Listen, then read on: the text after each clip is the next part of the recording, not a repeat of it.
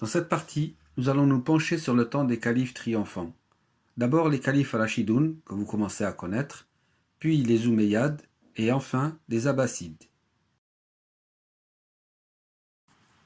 Le lundi 8 juin 632, en fête de matinée, Mohammed meurt dans les bras d'Aïcha.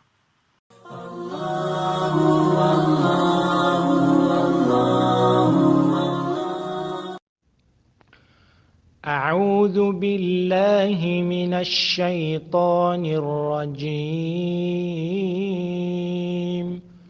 بسم الله الرحمن الرحيم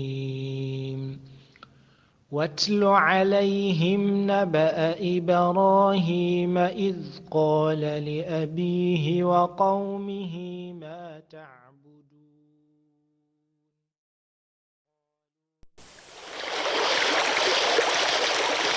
Les premiers à se rendre chez elle sont Omar et Abu Bakr, et la nouvelle incroyable circule dans Médine. La communauté, l'Oumma, a perdu son guide et son chef. Sans perdre un instant, les plus représentatifs des Ansar, les auxiliaires médinois, qui avaient accueilli les musulmans mécois en 622, se réunissent sous l'auvent, Saqifa en arabe, d'une maison appartenant au clan des Benu Sa'ida. Les Benu Sa'ida sont une importante famille médinoise. Ils envisagent d'imposer le nom de l'un d'entre eux comme nouveau chef de la communauté musulmane. Ne sont-ils pas beaucoup plus nombreux que les émigrés mécois? Il faut d'ailleurs faire vite. La mort du prophète sallam risque de réveiller les Bédouins qui n'avaient accepté l'islam que du bout des lèvres, et les tribus juives d'Arabie qui ont un compte à régler avec les musulmans.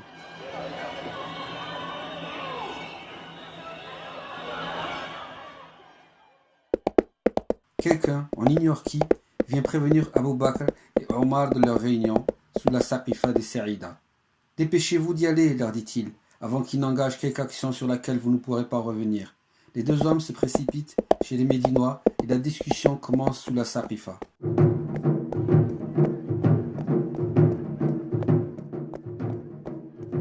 Le porte-parole des Médinois déclare « Nous sommes les Ansar de Dieu, l'escadron de l'islam. Vous, les émigrants, c'est-à-dire ceux qui ont fait l'hégire, vous êtes de notre famille. Venez avec nous. » Omar tente de prendre la parole, il a d'ailleurs préparé un discours. Mais il est vif et emporté, et Abu Bakr lui dit « Reste calme, Omar. »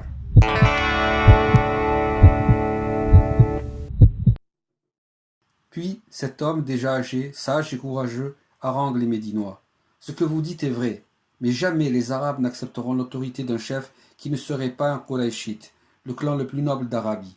Choisissez donc un de ces deux-là. » Et, joignant le geste à la parole, il prend par la main Omar et Abu Ubaïda, un émigrant à qui Mahomet, Mohammed sallallahu alayhi wa sallam, avait promis le paradis. Les Médinois résistent. L'un d'eux, réputé pour sa sagesse, propose un compromis. Élisons deux successeurs, l'un parmi les nôtres, l'autre chez vous, ô Qurayshites. Le temps monte, on risque d'en venir aux mains et les remontrances fusent. La voix de Omar s'élève. Étends ta main, Abu Bakr. Le vieux compagnon du prophète s'exécute et Omar lui rend hommage. La confusion est à son comble, mais, les uns après les autres, les émigrants s'inclinent devant Abu Bakr. Les Ansar font de même. Le premier successeur, le premier khalifa, vient d'être élu à la force des poignets, alors que la nuit tombait sur la Mecque. À la suite de sa nomination, s'élevèrent des mouvements de contestation chez les Bédouins qui se diffusèrent dans toute l'Arabie.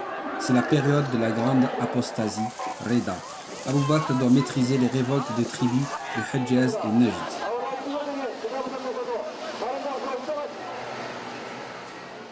Après cette bataille au cours de laquelle près de 1200 musulmans dont 39 grands compagnons et 70 maîtres récitateurs du Coran perdirent la vie, Omar incita Abu Bakr à envisager la préservation des versets révélés.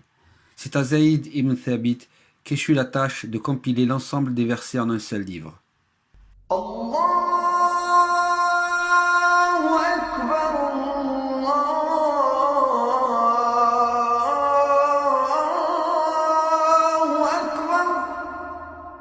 Ce livre, une fois achevé, fut gardé par Hafsa, une des épouses de Mohammed sallallahu alayhi wa sallam et fille de Omar ibn Khattab.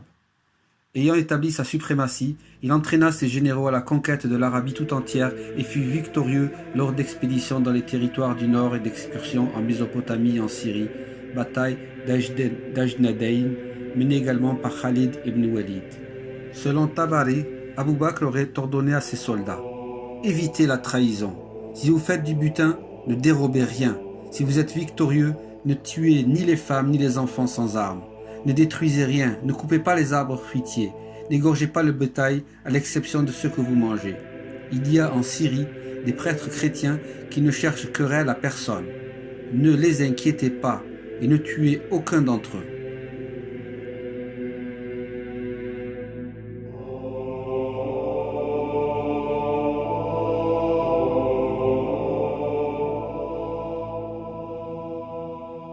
Abu Bakr mourut le 23 août 634 selon le calendrier grégorien, à l'âge de 63 ans à la ville de Médine, des suites d'une maladie dont il ne put récupérer à cause de son grand âge.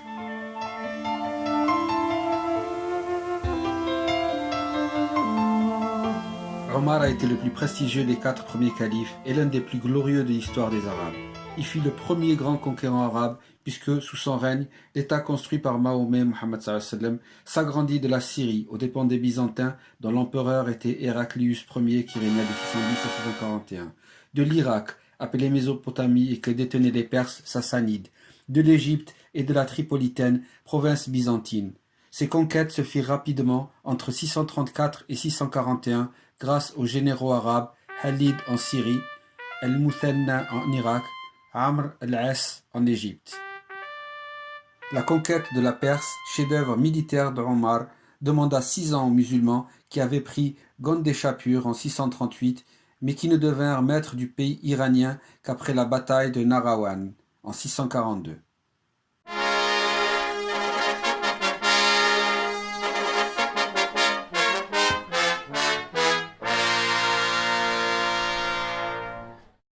Cet immense empire qui leur tombait entre les mains possédait des structures héritées de plusieurs siècles de domination romaine et byzantine. Les Arabes eurent l'intelligence de les conserver, se contentant de remplacer les fonctionnaires de l'empire par des militaires arabes et de maintenir un statu quo auquel furent sensibles les populations occupées. Leur sort fut même dans certains cas amélioré puisque les chrétiens monophysites se retrouvèrent sur un pied d'égalité avec les autres chrétiens. Les gouverneurs arabes inaugurèrent la politique, qui deviendra traditionnelle, de colonisation de l'islam.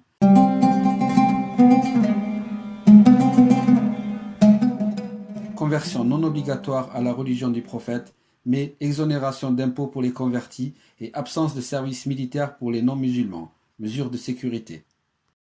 Omar fut le premier grand organisateur de cet empire. Il a mis sur pied une armée professionnelle, Jaysh, d'environ 50 000 hommes dans des camps militaires. Assez tôt fut constituée une garde du calife ou du gouverneur des provinces conquises, ayant aussi compétence pour maintenir l'ordre. Cette milice portait le nom de Shorta. Omar n'avait pas que des partisans dans les milieux politiques et religieux. Craint plus qu'admiré, nul n'osait le contredire. Omar formait un triumvirat efficace. Malheureusement, sa carrière fut interrompue par le poignard d'un esclave chrétien qui appartenait au gouverneur de Bassora, Abu Lu'lu'a, le 3 novembre 644 dans la mosquée de Médine. Il mourut sans avoir pu préparer sa succession comme l'avait fait Abu Bakr. Il put cependant désigner un conseil, Shura, de 6 compagnons dont faisaient partie Ali et Uthman. Le conseil choisit Uthman qui avait une trentaine d'années de plus que Ali, ce qui fut à l'origine de la première grande crise, la plus grave peut-être de l'islam.